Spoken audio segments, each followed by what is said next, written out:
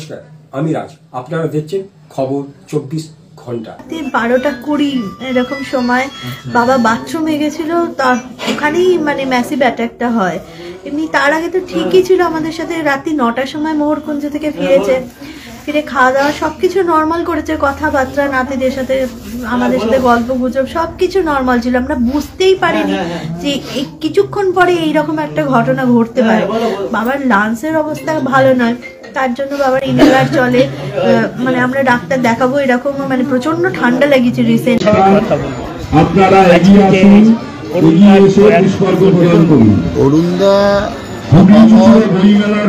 সাংস্কৃতিক এবং সাহিত্য জগতের একটা বিশিষ্ট পুষ্পার্ঘ্য প্রদান করছেন। আমরা যখন খুব ছোট ছিলাম, আমি সবে কৈশোরে 11-12-এ পড়ি, তখন আমার প্রতিদিন প্রায় বলা যায় অধিকাংশ দিনই সকালবেলা অরুণদার বাড়িতে গান বাজনা কবিতার মাধ্যমে কেটেছে।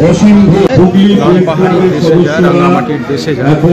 এই গান শুধু আমাদের দেশে না, দেশ বিদেশে যেভাবে জনপ্রিয় অর্জন করেছে, আজও জনপ্রিয় বাজে।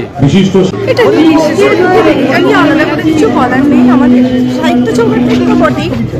আমরা একটা ব্যক্তি মানুষকে হারালাম, যে মানুষটা নিজের জীবন দর্শন দিয়ে বুঝিয়েছে যে মানুষকে কি করে বাঁচতে হয়, প্রাণ খুলে বাঁচা যদি কাউকে উদাহরণ হয়, সেটা হবে অরুণ চক্রবর্তী।